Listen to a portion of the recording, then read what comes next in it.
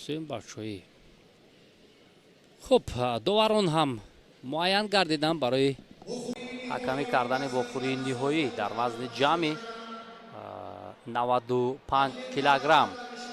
محسن حسامیدینوف چمپیون بسیار کراته ازبکستان در رشته کورش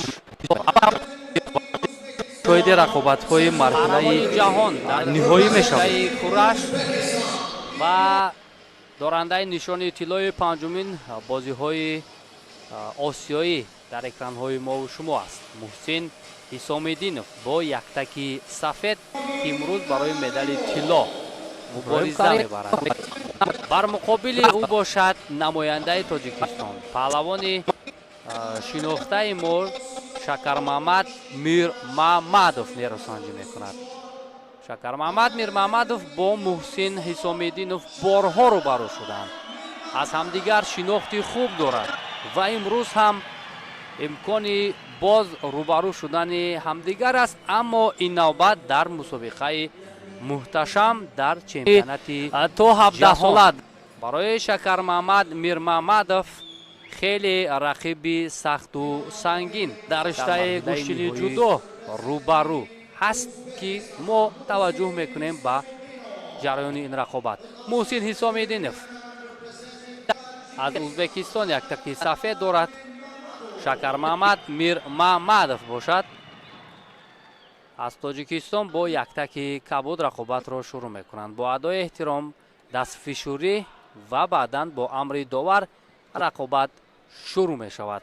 محسن و این کفکوبی ها هم البته به خاطر مظفریت 35 ساله ازبکستان که برای مردم تاجیک البته بیگانه نیست. ما قبلا هم نقطه خوب دارند مخلصان ما از این پهلوان پیوسته در مسابقه هایی که در شهر و ناحیه های کشور در عرفه جشن نوروز برگزار می شود. تکراری هم پیوسته شرکت می کند و در تاجیکستان مخلصان زیاد هم دارد. نخست بعد او میخواست با اصول کمری پرتاف نماید، ولی شکرمحمد میرمحمدوف از این حالت به انجام میرسد. شکرمحمد خلیفه در این مسابقه نسبت به سبقت باشد با گرفتن هنرنمایی کرد خلیفه بیشتر میشود، خصوصا بر مقابل پهلوان رومینیا که خیلی وزن گران داشت. دانیل ناتامی خیلی خوب هنرنمایی کرد. اکنون در وزن رکای نزدیک به 1 دقیقه هم سپری می شود. محسن حسامیدینوف آگاهی گرفت، کم فعال بود در این حالت، از روی گیریم برآمد و شکرمحمد میرمحمدوف خیلی موقعیت خوب رو اشغال کرده است و میتواند اینجا حلقه درونه را استفاده کند. بسیار حالت موافق بود برای پهلوانی ما، ولی به طور ارزنده استفاده کردن نتوانست همین حالت را که این میتوانست که حلقه در این دقیقه ها تقدیر رقابت را حل کند. شکرمحمد میرمحمدوف وقتی که از بالا میدارد بسیار موافق است برای او، اما از حد زیاد نزدیک شدن خطر دارد، چرا که محسن حسامیدینوف تجربه سبقت‌های جهانی را زیاد دارد و میتواند که یک پایزنی که به مثل هموطن خود آلتیبایوف را کرد همین گونه حرکت کند. احتیاطکاری هم خوب است برای شکرمحمد میرمحمدوف. آن نفرانی که به گوشتن توجه دارند خیلی خوب میدانند که شکرمحمد میرمحمدوف در رشته گوشتنی جودو هم چند سال البته فعالیت داشت، در مسابقات مختلف شرکت کرد و اکنون با گوشتنی ملی و گوشتنی کورش گذشت.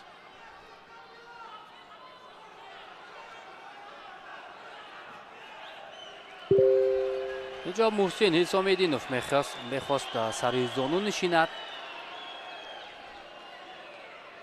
ولی برای برآمدن از روی گلیم تنبیه میگیرد محسن حسامیدینوف و باز پس گرفته می شود این تنبیه، چون داوران کنجی هم اشاره کردند که اینجا چیزی نبود. یعنی محسن برای اجرای اصول میخواست ҳаракат кунад, ба ҳамин хотир аз майдон берун шуд. танбеҳ боз пас гирифта мешавад ва аз он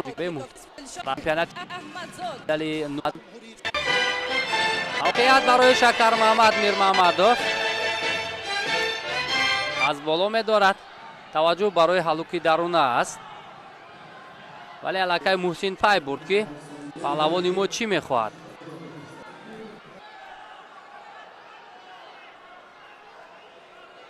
қоматро рост мекунад Муҳсин ва барои мавқеъ на инҷо ҳам натавонист паҳлавони мо. ба ҳар ҳол он равише ки интихоб кардааст Шакармаҳмад Мирмаҳмадов федератсияи байналмилалӣ хеле олӣ аст. Гӯштингирӣ дар фишор аст, ӯ бештар дар ҳаракат аст, ақибнишинӣ намекунад. аз худ боварӣ зиёд дорад барои таслим кардани Муҳсин. Исомиддинов ва боз аз боло медорад паҳлавони мо ва Муҳсин ҳам чун мебинем аз камарбанди Шакармаҳмад Мирмаҳмадов доштааст. албатта ҳангоме ки паҳлавонон аз мавқеъҳои гуногун медоранд, дарҳол дар сар фикр мекунанд ки ҳамин ҳоло бояд он паҳлавонони муваффақи мо тавонистанд ки ба таври арзанда парчами ба ин ҳолатҳо зуд мегузаранд. ба ҳамин хотир яке аз муҳимият ана ҳамин хуб фикр кардан аст. довари кунҷӣ ҳам ишора мекунад ки бояд фаъол бошанд ҳар ду паҳлавон.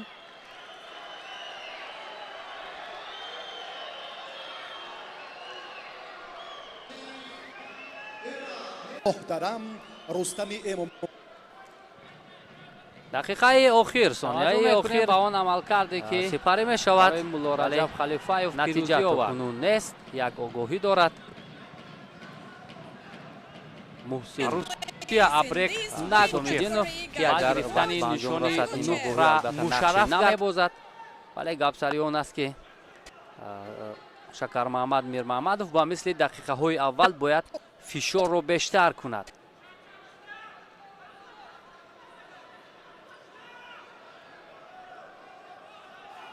Муҳсин аз гиребон акнун мустаҳкам дошт,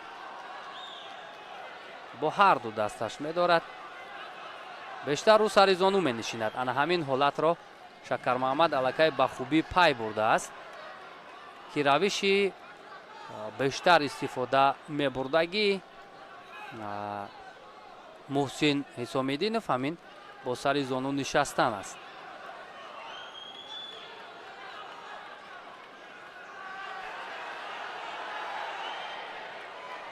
Шакармаҳмад Мирмаҳмадов аз рӯи гилем берун меравад. ин намояндагони дастаҳои мухталиф барои мо шумо нишон дода мешавад ва ишора мекунад довар ки гиред ва инҷо вақт ба анҷом мерасад.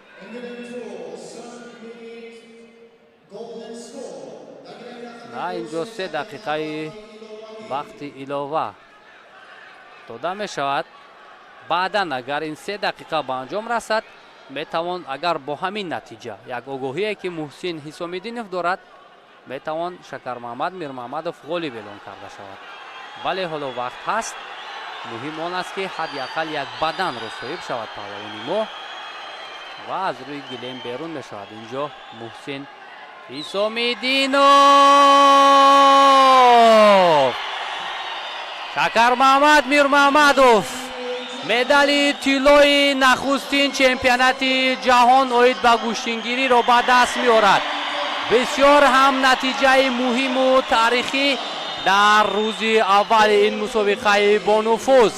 Муҳсин Исомиддинов аз рӯи гилем берун шуд, танбеҳ гирифт ва Шакармаҳмад Мирмаҳмадов чемпиони ҷаҳон дар нахустин мусобиқоти бонуфузе ки дар Тоҷикистон баргузор гардид. мухлисон ҳам хеле хушҳол мегарданд, албатта аз натиҷае ки Шакармаҳмад Мирмаҳмадов ба даст овард. хуб, ҳамин тавр рақобатҳои рӯзи аввал ҳам ба анҷом расиданд. мо тавонистем акнун дар 3 вазн нишони тиллоро ба даст биёрем дар рӯзи аввал.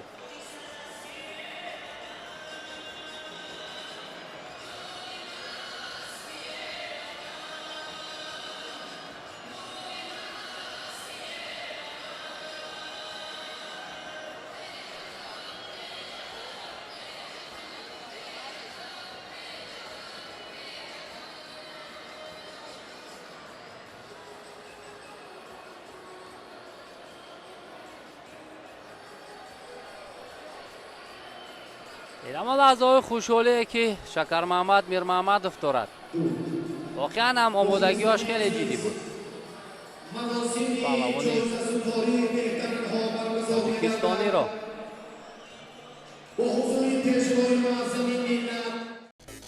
хоб сангин вазнҳо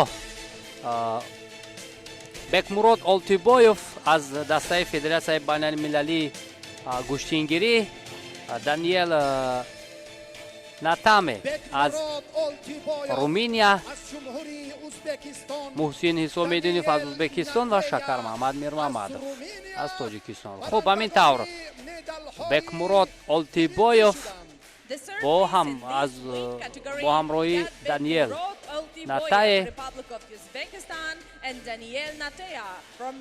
Натея аз Румыния ва Бекмурод Олтибоев аз Федератсияи байналмилалии гӯштингирӣ нишонҳои биринҷиро соҳиб гардиданд. Муҳсин Ҳисомиддинов паҳлавони муваффақи ӯзбекистонӣ ба гирифтани нишони нуқра мушарраф мегардад. Шакармаҳмад Мирмаҳмадов бошад аввалин қаҳрамони ҷаҳон дар миёни сангинвазнҳо дар риштаи гӯштингирӣ гардид.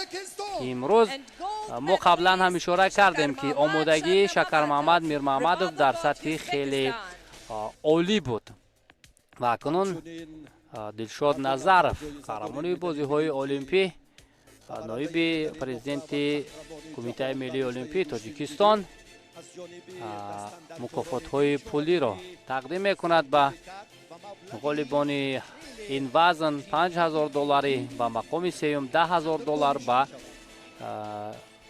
гирандаи нишони нуқра ва $20000 ба Шакармаҳмад Мирмаҳмадов, паҳлавони тоҷикистонӣ ки хеле талошҳои олӣ дошт ва акнун имрӯз барои бори сеюм мо дар ин фазои бисёр ҳам тантанавӣ суруди миллии ҷумҳурии Тоҷикистонро мешунавем. ҷумҳурии Тоҷикистон садо медиҳад. In honor of our gold medalist, sounds the national anthem of the Republic of Tajikistan.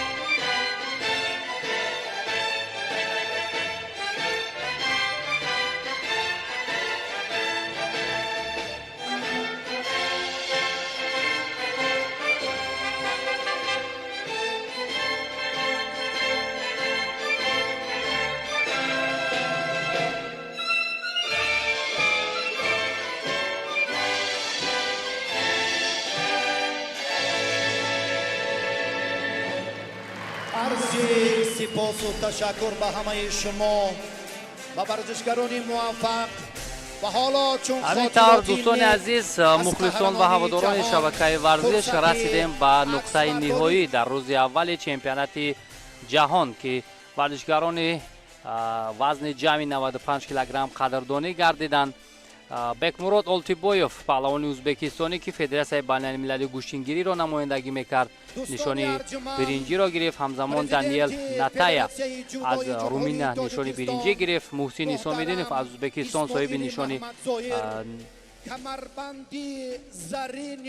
نقره گردید و شکر محمد میر محمدوف قهرمان جهان شد و اکنون کمربندی زرین گوشتنگیری را به قهرمان جهان اسماعیل محمد زویر رئیس فدراسیون جودوی تاجیکستان تقدیم میکند.